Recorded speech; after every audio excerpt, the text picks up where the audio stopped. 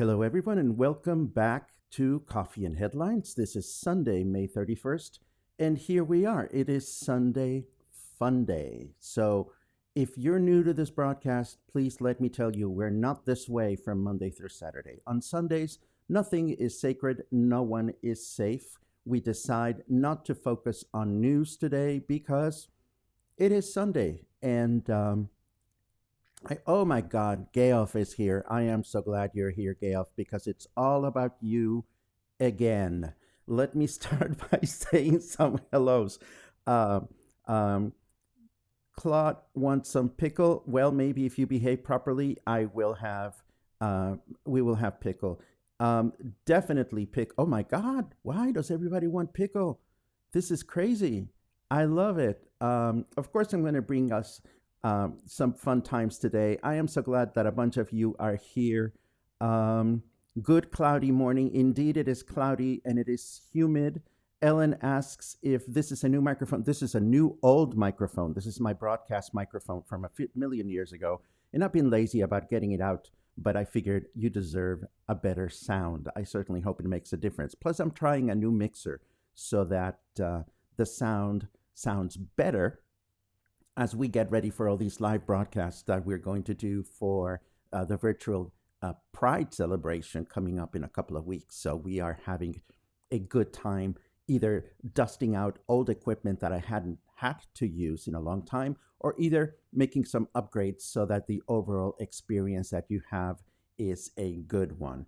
Um, Today, we are going to talk a little bit about more colorful metaphors that we use here in Mexico because I need to make some clarifications or maybe expand on a couple of concepts that we talked about last week. If you were here last week, rather, if you were not here last week, we enjoyed a crash course of horrendously wonderful back and forth Mexican insults. If anybody, I was reading your comments after last week's Sunday Fun Day, and I figured, oh my God, if anybody that was not familiar with these broadcasts were to look at all these comments, anybody would think that you guys were being horrible at me because you were just throwing all these curses, which I thought were absolutely wonderful. Oh my God, there's a new person. Shit. Kelly, welcome to Coffee and Headlines. We're not this way. I promise. Monday through Saturday, we have a nice combination of hard news and important stuff. And then on Sunday, we just, throw caution to the wind and we just have a good time. We try to forget about what's important. Um, did I get my new underwear? You know what, Ted? No, because, okay, a little bit of news. The guidelines got really wonky yesterday. And of course, our governor has spoken. He addressed the state yesterday, and I'm going to keep this short. Um, Phase zero continues for another 2 weeks. If you are an essential business, you were already operating. If you're not an essential business and you were going through the process of getting your certification sticker, and you got your sticker, you can open on Monday, whether you are essential or not essential. If you haven't gotten your sticker, you just need to be patient and wait a little longer. And that's as much news as we're going to talk about.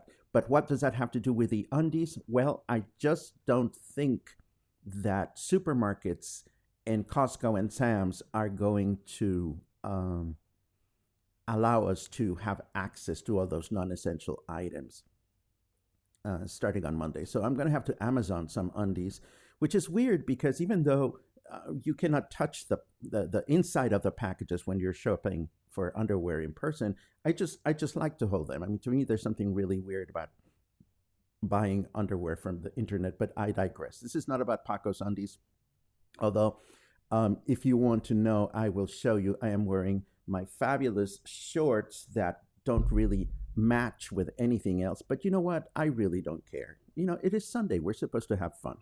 So anyhow, I see a lot of comments. I see a lot of interesting things. What's the weather like in PV today? Well, so funny you should ask, because the weather today is 78 degrees. It feels like 83. It's 25 Celsius. But the humidity, man, the humidity is 81%. It is really hot. So I don't know if it was because of the weather or if the fucking ants that live in my apartment got the memo. Overnight, they're out. It's like, okay, okay, no more pandemic. We're going to come out now. So all of a sudden this morning, I wake up and my kitchen is covered with them. Good thing is that my Aztec instinct kicked in halfway through last week. And I called my exterminator and I said, are you guys out of isolation? Can you come over and use your hose? And I always say to him that he should use his hose because he's kind of cute and sexy. He's straight. I love him and his wife, but he's taller than me and he wears tight jeans when he comes over and hoses my apartment around. So we're always doing hose jokes, but that's irrelevant too. Anyhow, my aunts are out and about again, and that is a real unfortunate situation because it's yet another part of the colorful life that we lead here in Puerto Vallarta. So anyhow, today is Sunday, and I wanted to share a few concepts, ideas, and thoughts today. And I'm going to start with something called mexicution. And the mexicution is a term that you may or may not have heard, but we have all been victims of it. What is mexicution? Well, I didn't know about mexicution until my dear friend Eileen Pierce introduced me to it. She is the owner of a small bed and breakfast. No, it's not a bed and breakfast. It's a small hotel in San Pancho. And excuse me. And one day we were talking about mexicution. We were chatting, and she said that she was mexicuted. And I'm like, what the hell is that? And she says to me, she starts telling me the story about how when she moved to Puerto Vallarta or to Banderas Bay, she at the beginning she loved the whole place and loved the experience that us locals know all about. And then at some point she became overwhelmed. You know, I don't know if it was the plumber not showing up or the carpenter saying that he was going to have everything ready mañana or whatever. But mexicution is what happens to all of us, whether we're Mexican or we're immigrants, when the system overwhelms us. You know, like I was mexicuted last week because I went to the bank and I had to wait for 3 fucking hours, pardon my French. And at the end of 3 hours, I found out that, oh no, yes, we told you you had to be here, but no, you have to do this by telephone. So it was like 3 hours of my day, 3 hours of my day that were gone. And that's a mild mexicution. Anyhow, I'd like to, oh gosh, and Logan remembers a mexicution because yes, what I'm going to talk about, I want to bring back, this is a video that I did with my friend Eileen. It's been about 10 years since we recorded this interview, but I thought it is, given what's happening to us right now, I thought it was somewhat relevant. So take a look at Eileen Pierce and her mexicution. I think that it's interesting that I thought that this was going to be my last great adventure. And in the midst of it, finding myself alone in Mexico, I was overwhelmed by it. You know, Mexico taught me something I never knew before, and that is you've got to let go. If you spend your whole life holding on, you're going to spend your whole life fearful. And I got to the point with Mexico, and I was telling you earlier, I was mexicuted. I mean, everything went wrong. I had a guy who was stung by a scorpion, a guest, on his penis. I was like, how can this be happening? I had people drowning who even knew such a thing. You know what I mean? Everything went wrong. Pipes burst. You know, I can't even think of it all now. Communication lines were always down. The car was always breaking. You know, it was just one thing after another. And by the end of this really busy season, which was very successful, I just didn't feel like I could take one more step. And so I got somebody to run it for me for a couple of seasons. And then I came back totally refreshed and realized that I had, like the music used to drive me crazy. I remember the first time I realized how many roosters there were and the sound in the morning. I actually woke up the first morning I was here, I was still married at the time, and I heard this horrible racket out there. And I woke my husband up and I said, I think there's some kind of revolution going on. It has to be. And he said, what do you think it is? I said, I don't know, but you know, I think there's a revolution. And it turned out to be the roosters. It was like a wall of noise. It sounded like an angry crowd. I mean, that's how nuts I was. I was so frightened of everything. And I kept trying to be safe. And you know, you're never safe. But in the United States, you sort of think you are. You know, we're all in denial up there that we've got more control than anybody has. And you come down here and you have none. You have none. And so I just couldn't put one foot in front of another.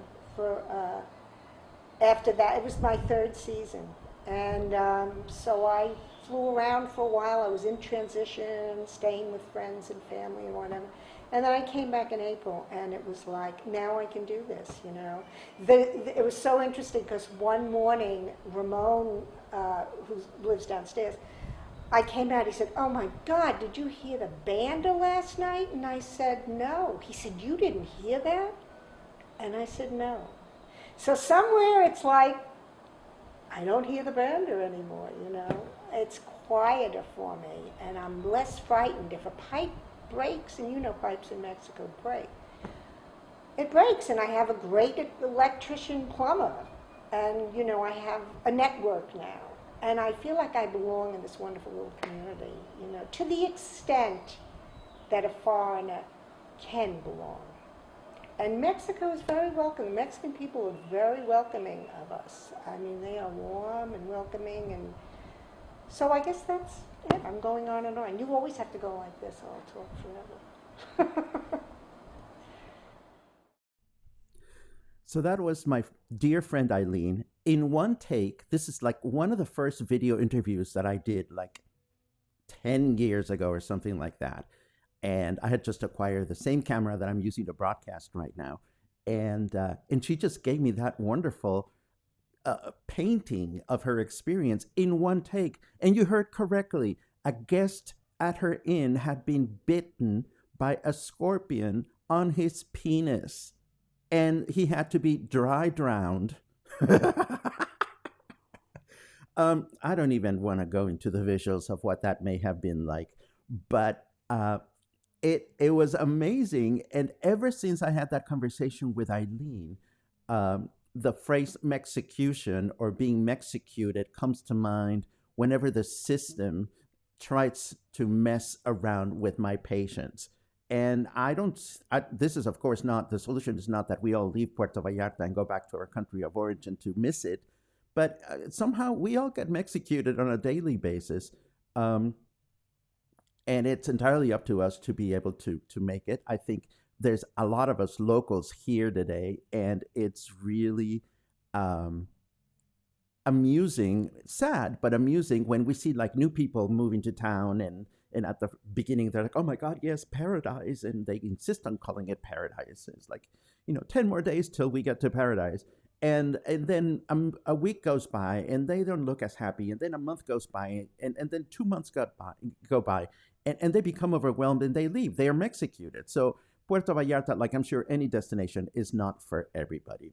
But speaking of scorpions, and speaking of dry drowning, scorpions biting on the penis particularly, I want to revisit some of the colorful metaphors that we um, talked about last week. And no, I don't want this program to be known as your crash course on Mexican insults, but hey, we live here. We got to know the monster trucker words that we have to use against people, or maybe use them just for fun. And I'm going to focus again on this one.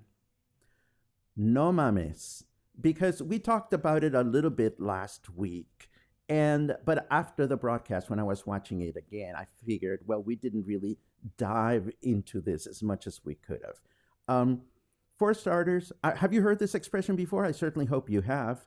And I'm going to explain it again. The word mamar is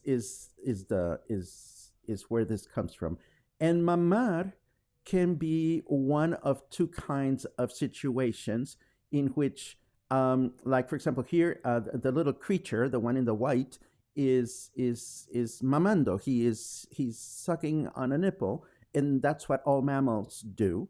But mamar is also one of these. The little person in the bottom is doing it. This little person is doing the business of mamar, oral sex. So no mames is an expression that can have a different meaning depending on how you say it. The example that we used last week was Paul Christ is coming back from Washington, D.C., and he had a breast job. And we went, no mames. But we didn't explain the no mames. We need to explain the no mames because there are a couple of ways in which that can be interpreted.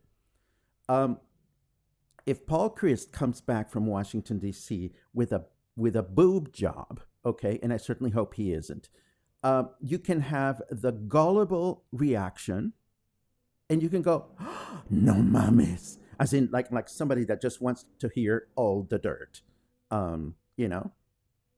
And but you can also have the skeptical reaction, which would be kind of like, oh, no mames, which is more like cut it off. It's more like saying, oh, really?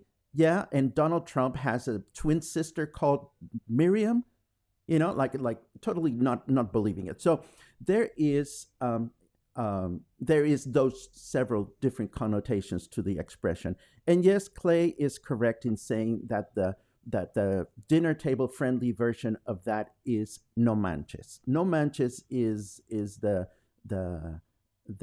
PG version of the expression. What you when you use no mames is when you're like with your buddies and stuff like that. And then there's something about, you know, the expression that strikes me funny because, you know, what is this business about limiting people? You know, I mean, there might be some people out there that actually enjoy performing oral sex, you know, and if they do, you know, it's who are we to tell them not to do something? Anyhow, that's my little digression on no mames. I wanted to explain that because, you know, it could also happen that you find yourselves having to use it, and depending on how you express it, you may convey one message or another. Now, we had also talked about last week about how we whip out the chingonario, which is the chingar dictionary, and I used to whip it out on every one of my paper mache classes because my students wanted to learn more expressions. And oh my God, yes. I'm looking at your commentaries.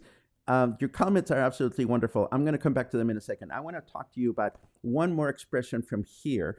And I'm not going to pick one randomly because this is one that we are going through and you need to learn because this is happening to us. And the expression is, nos está llevando la chingada. I will explain myself. Here we go. This expression can be completed in all the tenses of the verb. So we can say, excuse me, nos está llevando la chingada, as in it's happening right now. Nos llevó la chingada, as in it already happened, or nos va a llevar la chingada, as in it's going to happen in the future.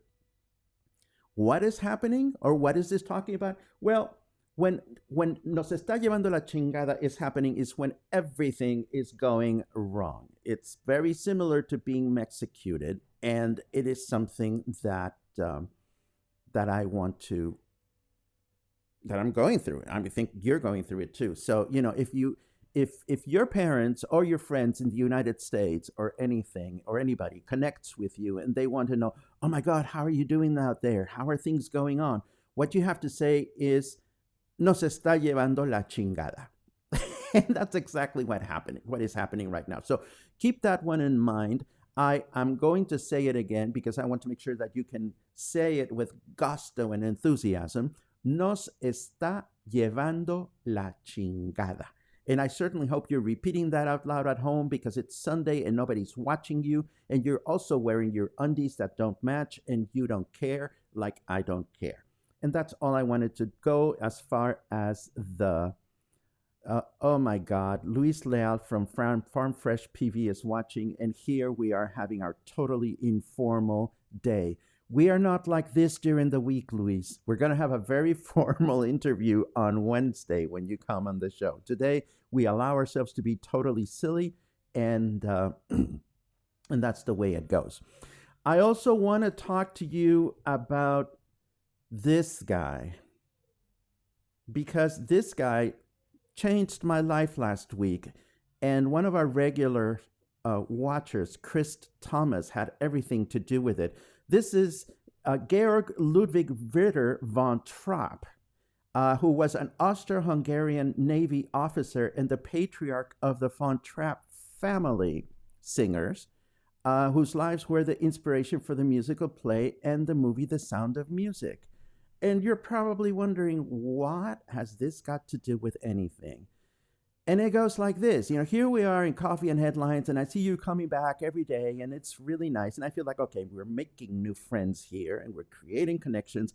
And some of you have really easy names on my tongue, and some of your names are not so easy. And there's one of you, we have a regular called Gayoff Dodds. Well, I saw Gayoff's name on pop up on my screen. You know, I mean, there he is. In fact, he's around. He's saying, whatever, Mary. Whatever, Mary. Yes. Well, anyhow, I look at Gayoff's name the first time. I'm like, oh my God, is that Geoff, Gayoff? And the first thing that came to mind at the time was frumpy Baroness, what's her name, from The Sound of Music, because in The Sound of Music, she used to go through the movie going, oh, Georg, you know. And I thought it was Georg with a G. So ever since then, I've been calling Georg, Geoff, because I see the name on the screen. So last week, I ventured that maybe I'm not calling him the way his name is called. And some of you typed that his name is Jeff. I'm like, okay, that's fine.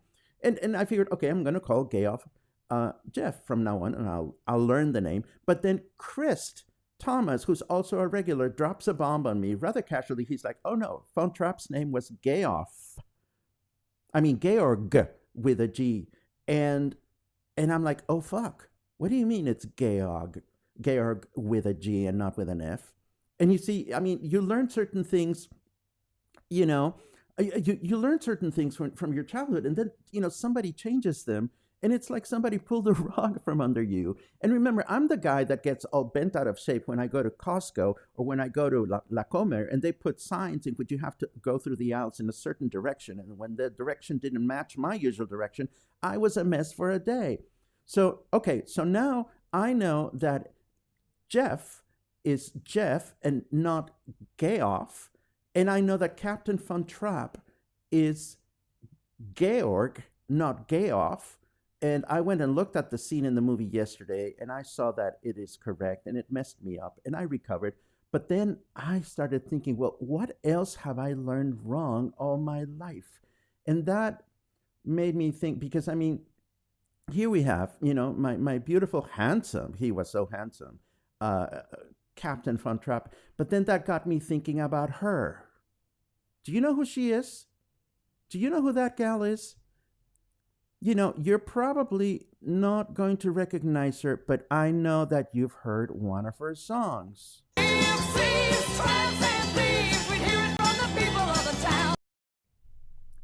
Well, you know, that song came out in 1971, and I was 9 years old. And you know, we didn't have internet, so, and we had cheap, shitty radios. So for me, you know, because I mean, my sister and I used to collect these magazines that we used to buy that had lyrics for songs, song lyrics, and then we would learn the song. So when I heard that song, you know, because it was on the radio, it sounded like a Western to me. And for me, I thought, oh my God, that's a song about Gypsy Lancaster, who's got to be some Western dude who goes about in the middle of his town. So when I was a kid, I would sing, Gypsy Lancaster, da da da da da da da da town. And it wasn't until later, much later, that I realized, oh my God, he's not even a cowboy. He's not even called Gypsy Lancaster. It's about tramps and thieves. Who knew? And I was like, okay, so I've learned that. But then I thought about, okay, are there other cases of this? And there are other cases of this. I mean, these guys, you know, they had a song and it went like this. Sweet dreams are made of these. And I'm thinking, well, of course, sweet dreams are melodies. Because this couldn't be called Sweet Dreams Are Made of These, because what a strange title that would be. So that makes me wonder, oh my God, I'm learning all these songs the wrong way, and that's just not right. I can see clearly now Lorraine is gone. And who the fuck is Lorraine? I used to think to myself. And of course, I know now that it's not Lorraine, but there's more. There's more. I mean, when these guys used to sing this other song,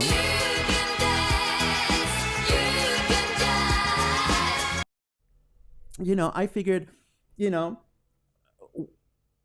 see that girl, watch her scream, kicking the dancing queen. I figured, oh my God, that's a little bit violent for a pop song.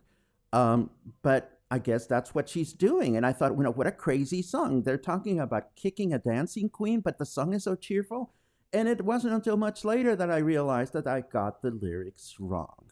So this is all to let you know that I am amused by the fact that Gayoff is not Gayoff. His name is Jeff. And Jeff, I will learn to call you Jeff whenever I see you, because I know that I'm going to run into a bunch of you whenever we're out and about. And I will learn my songs the proper way. I'm sure you must have, some songs that you've learned the wrong way. I mean, there's Losing My Religion, Let's Pee in the Corner. I used to think it was Let's Pee in the Corner instead of That's Me in the Corner, but that's only me. Let me take a quick look at your comments just to see if there's anything we can learn from one another about executions or insults. I'm glad that, Gary, you had the opposite of a execution, renewing something. Clay thinks, yes, we have to have a lot of patience. Absolutely. We live in a place in which we need to have a lot of patience when it comes to these kinds of things. Jorgito, qué bueno verte, my friend Jorge, who is in Tepic. He's like my little brother and my paper crafts buddy. We do paper mache together and have a great time. Let's see. Oh, that's a good combo. No mames, qué chingón el programa con Paco Ojeda. I love it. I love it. That's a great combo. I heard the origin of aguas. Do you guys know the origin of the expression aguas? Aguas has to do with medieval or Shakespearean times whenever people didn't have toilets and they used to pee and shit in a bucket. And whenever they would you couldn't flush because there was nothing to flush to. So people would open their windows and they would just take the bucket with all their goodies and they would yell out the expression aguas, meaning that if you were walking under that window, you were about to be covered in shit. So that's the expression of aguas as I know it. Ted, I hope you find yourself more comfortable using this phrase in the future. El COVID nos está llevando la chingada. Absolutely. That's the phrase. That's very good. Very well done. Very well done. Yes, the shit is hitting the fan, and I'm still holding on to that video clip because I think we're going to be using it quite a bit more in the next few days. Stacy, if you're new to the show, please know that we're very well behaved from Monday through Saturday. Gayoff wants to become Gayoff? Fine. Be that way. I was over 50 when I figured out that Twinkle Twinkle was the same as the alphabet song. Oh my God, Terry, I have to do a broadcast about that song because that is actually an old French nursery rhyme called À vous dirai-je maman. And Mozart took that and turned it into the most glorious variations for piano, and it's a beautiful piece of music. I will definitely bring that to the show because it's absolutely awesome. Um, yes, I used to fall for that one myself. Um, my husband used to think code and comb. I love it. I love it. Yeah, this happens to the best of us. We This happens to the best of us. Kicking a dancing queen. Don't you feel like doing that from time to time? I tell you, girl. Um, let's see. Let's see. The Woolworth Radio ad. I always heard pulled pork is para mí. That's really funny. I love it. So this has happened to you. I love it. I love it. See, I thought it was my Mexican ears going bad on me or something. Boxers or briefs. Oh my goodness. Let me blush like a schoolgirl's. Like a schoolgirl, I actually like briefs, and they have to be cottony because it gets sweaty down in the Midlands, and in the summertime, you don't want to go there. And I've often wondered because I don't wear a bra, but I often wonder if it does it get sweaty under the breasts. You don't need to answer that, but these are the kinds of things that keep me up at night. Trust me. Um, I used to sing "Searching USA, Not Surfing USA." Yeah, I mean, there's a lot of them. There's a lot of them. It's a really funny topic. And speaking of funny topics, I think this is all that I have for you today. I hope you're having a good time. I hope you're not thinking about the other stuff that we're going to be thinking about next week. Next week, as we've been forecasting, is going to be tricky and weird, and tensions are high, and people are manifesting by doing demonstrations and stuff like that. Oh, Mandy McPherson tells us, thank you for that. Breath sweat is real. Shout out to Mandy because she is the person that has been behind the organization of the wonderful Vallarta virtual Pride celebration. I have seen a tentative, well, not a tentative, a preliminary schedule up on the page on Facebook. And it is amazing to see such a broad variety of expressions that we're all going to be able to enjoy. So if you haven't subscribed to the page, and I will leave the address on the show notes, please subscribe to the page because if it's going to be a great celebration. It's the first time that we have one of those celebrations.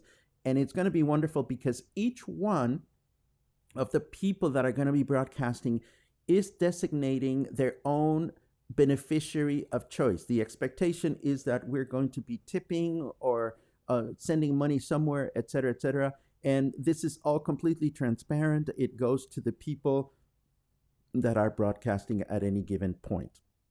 When I go live, I'm going to go live with my daily talk show, which is going to be La Vida Gay. And that's going to happen 6 out of 7 days because the first day is just going to be the welcome, and it's going to be 3 days in English, 3 days in Spanish. It's really important to involve the Spanish community in this effort. So it's going to be a lot of fun. And the reason I wanted to mention that is because while I am streaming, I am going to be flashing the PayPal account for the employees at Hotel Mercurio. They're part of my family and they have been struggling a lot, and I want them to do well. So I will not be getting any money from those broadcasts. The money goes directly to Hotel Mercurio and their staff. With that thought in mind, I don't think I have anything else for you today. Go spend a leisurely day, go relax, go try to not think too much about tomorrow. And tomorrow we'll be back, as always, early in the morning, and we will come back to our usual combination of important news and leisurely news. If you've had fun, please share this broadcast. It helps a lot to get more people involved and aware of what we're trying to do, creating a more positive community and staying smiling and staying afloat on this Mexicution that we're enjoying. And I hope you have a great day, and I will see you tomorrow, very fresh. And remember, nos está llevando la chingada, but don't let yourself be Mexicuted. Have a great Sunday, everyone.